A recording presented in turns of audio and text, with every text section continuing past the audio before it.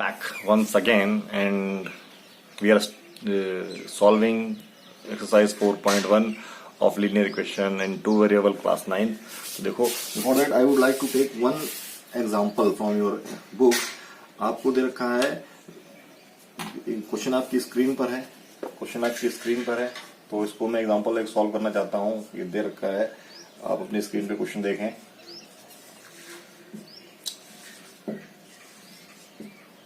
Second equation है आपकी, और आप भी जब मैं क्वेश्चन उतारता हूं तो आप मेरे साथ क्वेश्चन उतारने की कोशिश करें ताकि पढ़ने का सही तरीका फॉलो करो बेटा. और फोर्थ है मेरे पास, मुझे ये क्या करना है, मुझे इसमें से बताना है write each of the following equation in the form of a plus A D Y plus C. मुझे ये इक्वेशन किस फॉर्म में लिखनी है, ये मुझे इस फॉर्म में लिखनी है equation, A X plus D Y plus C. मुझे इस फॉर्म में ये इक्वेशन लिखनी है. ये जो स्टैंडर्ड फॉर्म है इक्वेशन का, इस फॉर्म में लिखनी है. तो ये क्या इस फॉर्म में है? नहीं. ये फॉर्म में क्यों नहीं है? क्योंकि इसको जब मैं इधर लेके जाऊंगा, जब मैं इसको इधर लेके जाऊंगा तो ये इक्वेशन क्या बन जाएगी, यहां से देखो मैंने इक्वल टू नहीं लगाया है. इक्वल टू भी लगा सकते हैं, लेकिन इक्वल टू मैंने इसलिए नहीं लगाया है, वो आपको बताऊंगा मैं. x minus x plus 3y minus क्या हो जाएगा 4.37 इक्वल टू 0. ये इक्वेशन हमारे पास हो गई. अच्छा, इस इक्वेशन को मैं कैसे लिख सकता हूँ, 2x प्लस 3y प्लस, है ना, मुझे तो यहाँ प्लस चाहिए तो मैं नेगेटिव अंदर ले लूंगा. ये इक्वेशन मैंने इस फॉर्म में लिख दी है. यहाँ पे a की वैल्यू ये है, b की वैल्यू ये है, और c की वैल्यू क्या है, c की वैल्यू माइनस ये है.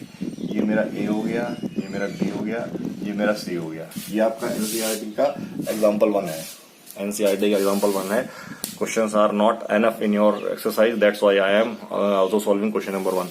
तो मैंने इसको एबीसी के फॉर्म में लिख दिया. अच्छा, अब मैं इस इक्वेशन की बात करूं तो इस इक्वेशन को मैं कैसे लिख सकता हूं, मैं यहीं पे लिखता हूं x देखो minus 3y minus 4 equal to 0.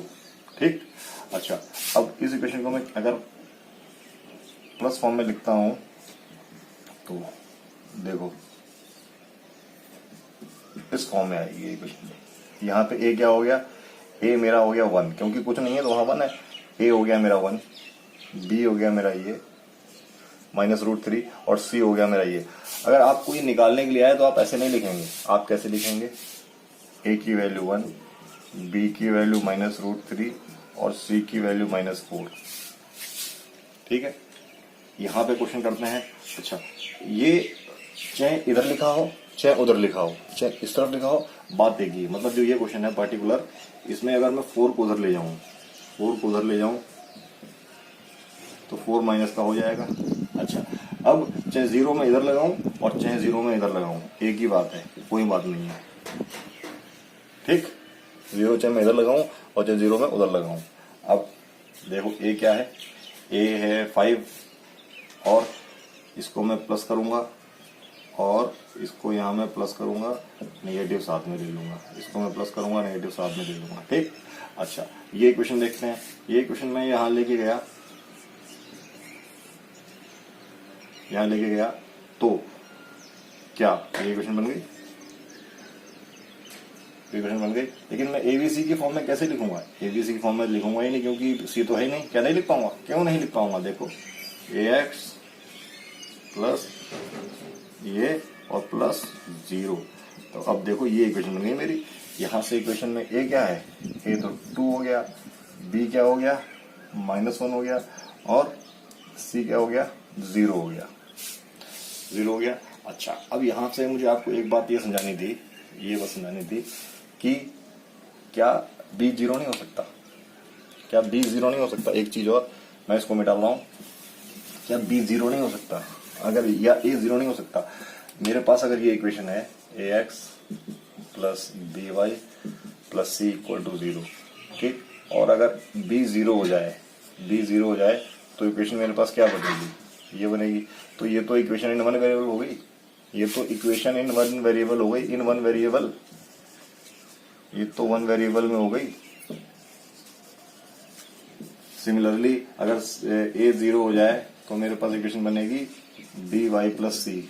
तो ये तो इक्वेशन क्या हो गई, वन वेरिएबल की इक्वेशन हो गई। हम पढ़ रहे हैं equation in two variable, equation in two, समझ के पढ़ो, इक्वेशन इन टू वेरिएबल। इसका मतलब क्या है, ए और B never be zero if we learn linear equation in two variable. मतलब जीरो नहीं हो सकते हैं, अदरवाइज जीरो हो जाएगा तो वो लीनियर इक्वेशन इनटू वेरिएबल रहेगी नहीं, तो पढ़ाई कहां से होगी उसमें, है। ठीक है, ओके, आगे बढ़ते हैं हम लोग। अब एक्सरसाइज 4.1 का पहला question has been on your screen, आप अपनी स्क्रीन पे देख सकते हैं। You can see the question में दे रखा है cost of a notebook is twice of the cost of pen. तो हम यहाँ क्वेश्चन नंबर आपने पढ़ लिया है, क्या लिख सकते हैं हम लोग, तो हम यहाँ पे कुछ कॉस्ट मान लेंगे, कुछ कॉस्ट मान सकते हैं, बट इसमें आपको हिंट भी दे रखी है। हिंट ना दी होती तब भी हम वही करते, क्या करते, late the cost of notebook.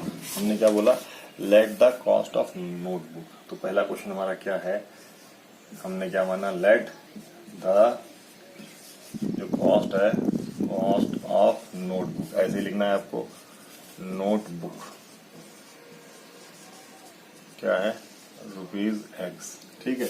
और let the cost of pen, और दैट कॉस्ट ऑफ पेन क्या है, ₹Y। ये आपको ऐसे ही सॉल्व करना है, बहुत इंपॉर्टेंट क्वेश्चन है और आपके क्लास में आता रहता है, ये एग्जाम्स में आता रहता है।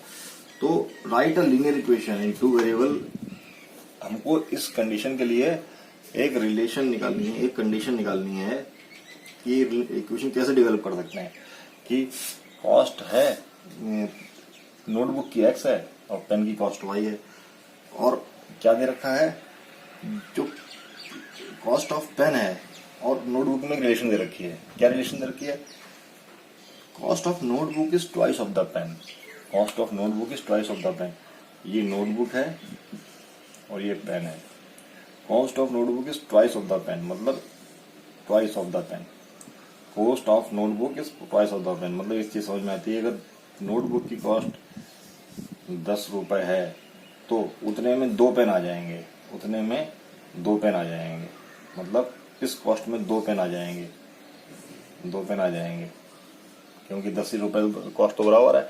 तो यहाँ क्या लिखेंगे हम लोग, according to question, according to question, according to question हमें दे रखा है, क्या दे रखा है कि जो नोटबुक की कॉस्ट है, नोटबुक की कॉस्ट है उसमें 2 पेन आ जाएंगे, ठीक है ना। Cost of notebook is equal to the cost of pen, ऐसे ट्वाइस, ये आंसर हमारा हो जाएगा। और इसको हम स्टैंडर्ड फॉर्म में कैसे लिखेंगे, अगर हमको, क्योंकि हर इक्वेशन को हमको स्टैंडर्ड फॉर्म में लिखना है, तो स्टैंडर्ड फॉर्म में कैसे लिखेंगे, ये, और सी तो है नहीं तो 0, तो ये हमारा आंसर हो जाएगा। ये तो आपको समझाने के लिए था, ये क्वेश्चन आपका एक्सरसाइज में एक ही क्वेश्चन था, असाइनमेंट में आपको और क्वेश्चन दूंगा। दूसरा क्वेश्चन करते हैं, चलो। सेकंड क्वेश्चन क्या है कि आपको कुछ इक्वेशन दे रखी हैं, उनको ए बी, जो जनरल इक्वेशन है उस फॉर्म में लिखना है और ABC बताना है। तो क्या है क्वेश्चन, आप स्क्रीन पर देख सकते हैं। ये पहला पार्ट क्या है मेरे पास, 2x + 3y और 9.35 बार। कई लोग बार भूल चुके होंगे। और इसको क्या करना है, किस फॉर्म में लिख के दिखाना है मुझे, इसको किस फॉर्म में लिख के दिखाना है, इसको स्टैंडर्ड फॉर्म में लिख के दिखाना है। किस फॉर्म में, AX BX + C, इस फॉर्म में लिख के दिखाना है। तो सबसे पहले तो ये चीज क्या है, भूल चुके होंगे आप लोग, मैं फिर भी आपको यहाँ करके दिखा देता हूँ। ये अगर मेरा P के बराबर है, ये मेरा किसके बराबर है, P के बराबर है। अच्छा, इसकी शॉर्ट फॉर्म में देख लेते हैं हम लोग, शॉर्ट फॉर्म देख लेते हैं सीधे। इसको मैं क्या लिख सकता हूँ, इसको मैं लिख सकता हूँ क्या, 90 और 90, मतलब क्या आंसर आ जाएगा, ये चीज आने वाली है, ठीक है। अगर आप इसको सॉल्व करते हैं तो, अदरवाइज सॉल्व करने की जरूरत ही नहीं है। सॉल्व क्यों करेंगे, इसको ऐसे रहने दीजिए, है क्योंकि नंबर है, इसको सॉल्व करने की जरूरत नहीं है। ये सॉल्व, तो अगर मैं इसको ऐसे सॉल्व करता हूं तो देखो, ये 2x हो गया, 3y हो गया, और ये यहाँ पे माइनस के साथ हो गया। अब मैं अगर इसको ए बी सी निकालता हूँ तो ए यहाँ पे 2 हो गया, बी यहाँ पे 3 हो गया, और सी यहाँ पे -3 ये हो गया। सेकंड क्वेश्चन हमारा ये है। सेकंड क्वेश्चन ये है, तो इसको हम कैसे लिख सकते हैं? देखो, इसको हम कैसे लिख सकते हैं, ऐसे भी लिख सकते हैं इसको। तो यहाँ पे ए क्या हो गया? ए 1 हो गया, बी क्या हो गया? -1/5 हो गया, और सी क्या हो गया? -10 हो गया। लेकिन अगर क्या इस इक्वेशन को मैंने 5 से मल्टीप्लाई कर दिया होता, 5 से मल्टीप्लाई कर दिया होता इस इक्वेशन को, तो इक्वेशन मुझे क्या मिलती? मुझे इक्वेशन मिलती 5x माइनस और ये 50। तो क्या क्वेश्चन गलत हो जाता? यहाँ पे ए क्या हो गया? इसी क्वेश्चन में अगर मैं देखूं, एक वैल्यू ए की 5 आ रही है, बी की वैल्यू -1 आ रही है, सी की वैल्यू -50 आ रही है, तो ये भी क्वेश्चन सही है। ठीक है, आप कैसे भी करें, लेकिन ये भी सही है, उतना ही ये सही है। ठीक, अगर मैं किसी कांस्टेंट से किसी लीनियर इक्वेशन को मल्टीप्लाई करता हूं तो उसकी वैल्यूज पे कोई फर्क नहीं पड़ता, कोई वैल्यू से फर्क नहीं पड़ता। अगर किसी लीनियर इक्वेशन को किसी कांस्टेंट से मल्टीप्लाई किया जाता है तो उसकी इक्वेशन पे फर्क नहीं पड़ता। अब थर्ड देखो, थर्ड थोड़ा जल्दबाजी में करते हैं हम लोग, क्योंकि अब ये क्वेश्चन इजी है, हमको सबको आ गए हैं। ये 6 है, तो यहाँ पे -6 = 0, तो ए क्या हो गया मेरे पास? ए क्या हो गया मेरे पास? ए = -2, बी = 3 और सी = -6। ऐसे ही फोर्थ पार्ट की बात करते हैं। x = 3y, तो ये 3y यहाँ पे आ जाएगा, = 0। यहाँ पे हम देख सकते हैं, इसको कैसे लिख सकते हैं? x + 3y + 0। तो इसका मतलब क्या हो गया? इस इक्वेशन में x a1 है, b क्या है? -3, c क्या है? 0। अच्छा, फिफ्थ पार्ट देखते हैं हम लोग। फिफ्थ पार्ट देखते हैं 2x - 5y। फिफ्थ पार्ट हमारे पास 2x = -5y, ये इधर आ जाएगा। 2x + 5y = 0। तो अगेन मैं क्या लिख सकता हूँ? 2x + 5y = 0। तो a क्या हो गया? a 2 हो गया, b क्या हो गया? 5 हो गया, और c क्या हो गया? 0 हो गया। अच्छा, सिक्स पार्ट क्या है हमारा? सिक्स पार्ट है 3x + 2, 3x + 2। ये क्या? पहली बात, ये linear equation in two variable है ये इक्वेशन। अच्छा, इसमें तो वेरिएबल ही नहीं है, ये तो इक्वेशन ही क्या है? इक्वेशन ये क्या है हमारे पास? Linear equation in one variable है। क्यों वन वेरिएबल है? वेरिएबल बिकॉज क्या है?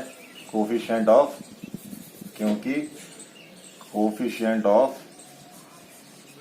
जो कोफिशिएंट है, कोफिशिएंट ऑफ y 0 है।